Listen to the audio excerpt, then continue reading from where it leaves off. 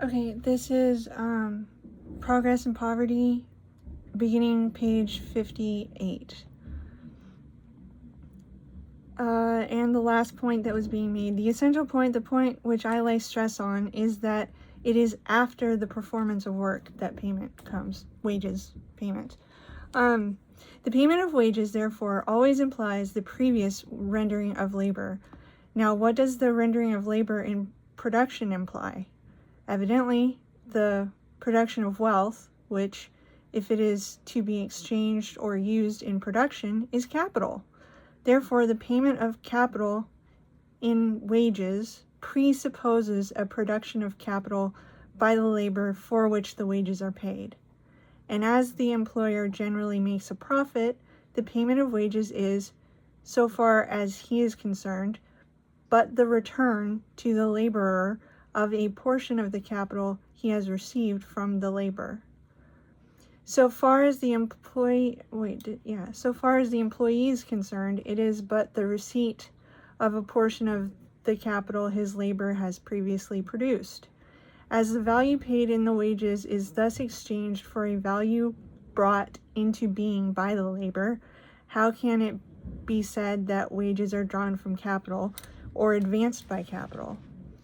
As in the exchange of labor for wages, the employer always gets the capital created by the labor before he pays out capital in the wages. At what point is his capital lessened, even temporarily? Bring the question to the test of facts. Take, for instance, an employing manufacturer who is engaged in turning raw material into finished products, cotton into cloth, iron into hardware, leather into boots, or so on, as may be, and who his hands, as is generally the case,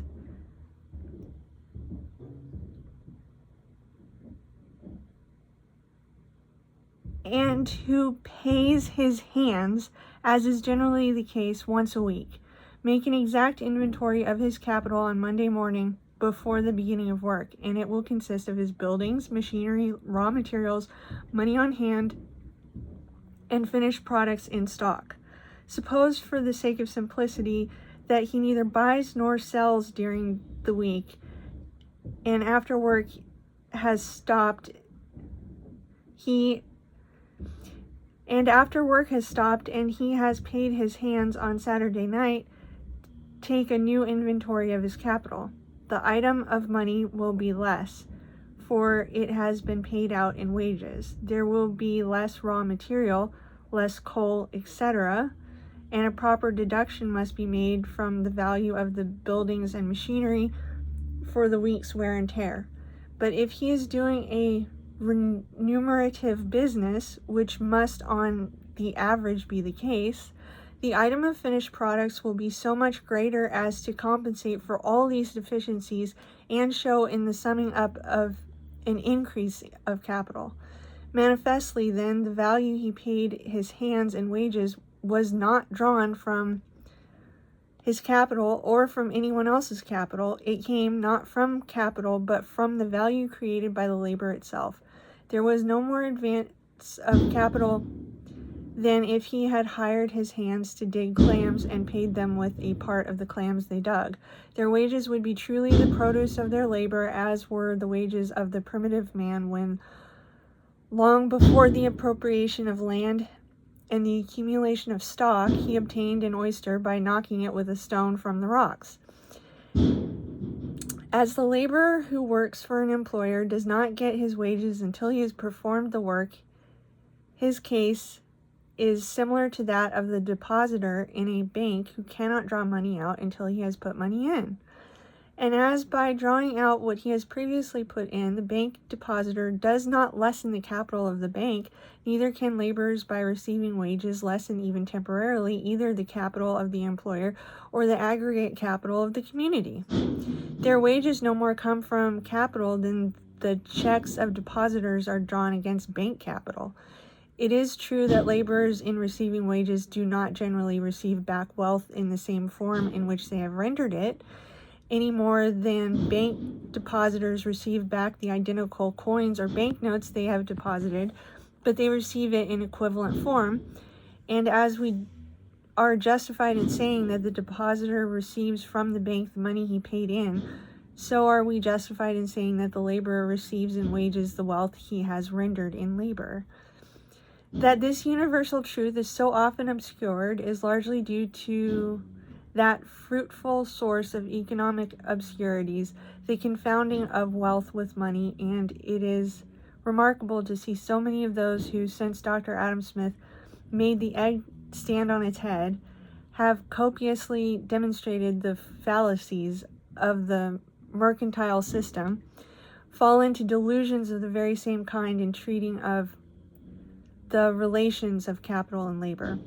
Money being the general medium of exchange, the common flux through which all transmutations of wealth from one form to another take place, whatever difficulties may exist to an exchange, will generally show themselves on the side of the reduction to money, and thus it is sometimes easier to exchange money for any other form of wealth than it is to exchange wealth in a particular form into money, for the reason that there are more holders of wealth who desire to make some exchange than there are who desire to make any particular exchange.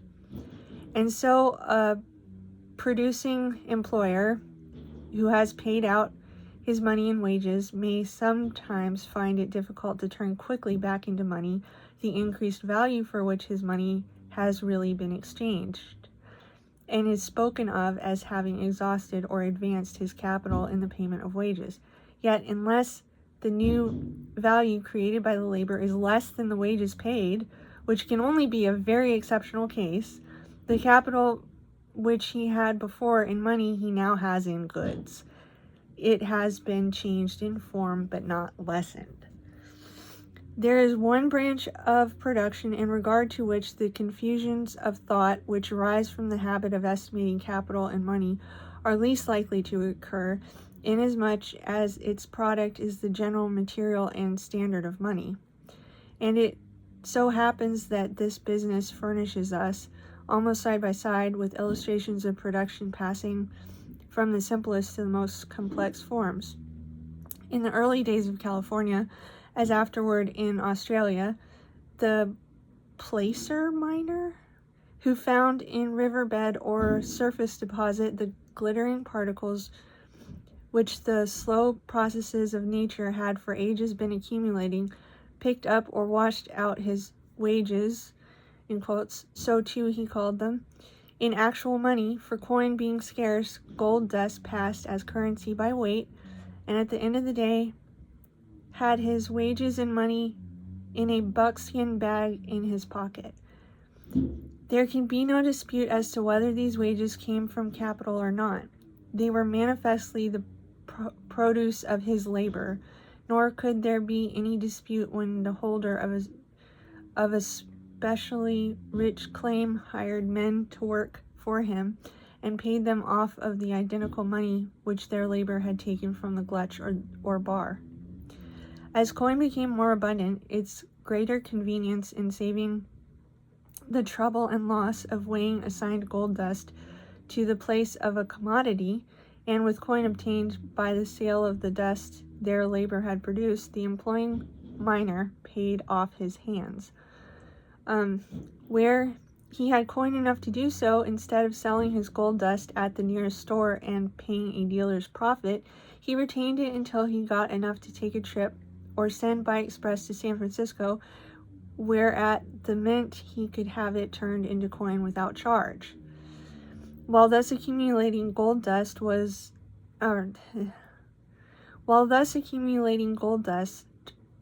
he was lessening his stock of coin, just as the manufacturer, while accumulating a stock of goods, lessens his stock of money. Yet no one would be obtuse enough to imagine that in thus taking in gold dust and paying out coin, the miner was lessening his capital. But the deposits that could be worked without preliminary labor were soon exhausted. The gold mining rapidly took a more elaborate character. Before claims could be opened so as To yield any return, deep shafts had to be sunk, great dams constructed, long tunnels cut through the hardest rock, water brought for miles over mountain ridges and across deep valleys, and expensive machinery put up. These works could not be constructed without capital. Sometimes their construction required years, during which no return would be hoped for, while the men employed had to be paid their wages every week or every month. Surely it will be said in such cases, even if no others, that wages do actually come from capital, are actually advanced by capital, and must necessarily lessen capital in their payment. Surely here, at least, industry is limited by capital, for without capital such works could not be carried on. Let us see.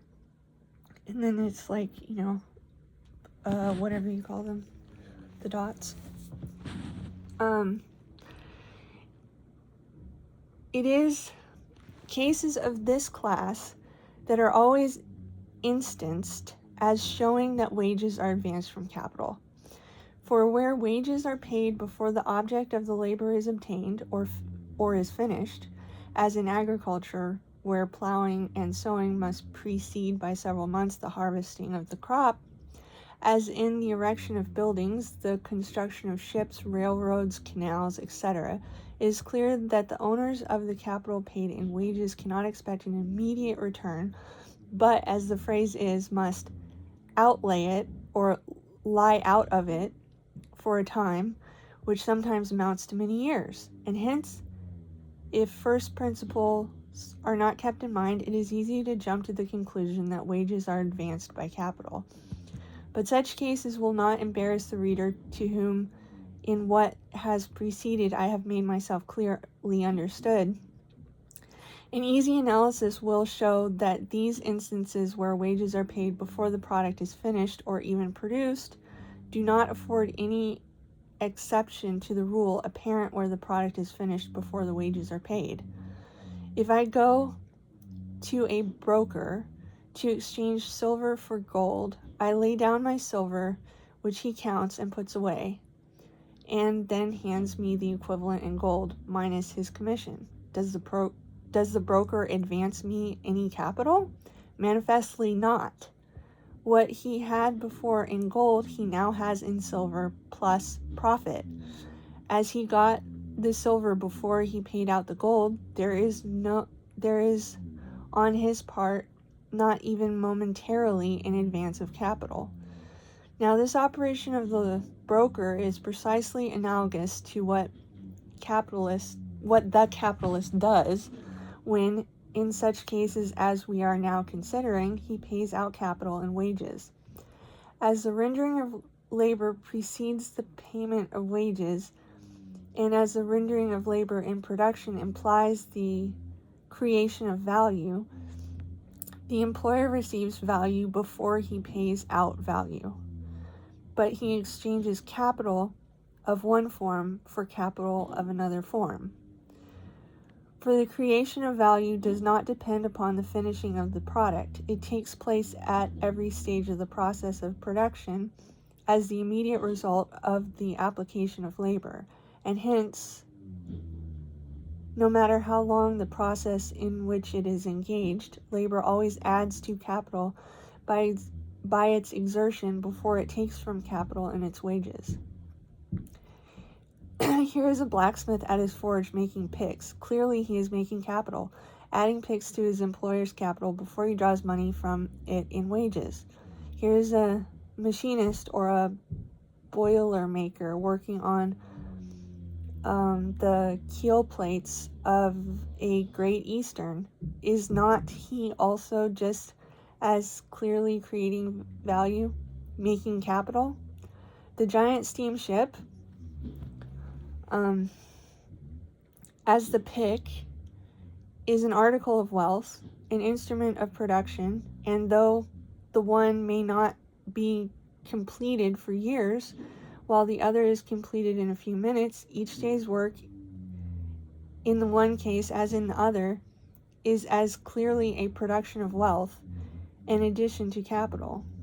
In the case of the steamship, as in the case of the pick, It is not the last blow any more than the first blow that creates the value of the finished product. The creation of value is continuous. It immediately results from the exertion of labor. We see this very clearly whenever the division of labor has made it customary for different parts of the full process of production to be carried on by different sets of producers. That is to say, whenever we are in the habit of estimating the amount of value which the labor expended in any preparatory stage of production has created. And a moment's reflection will show that this is the case as to the vast majority of products. Take a ship, a building, a jackknife, a book, a lady's thimble, or a loaf of bread. They are finished products, but they were not produced at one operation or by one set of producers.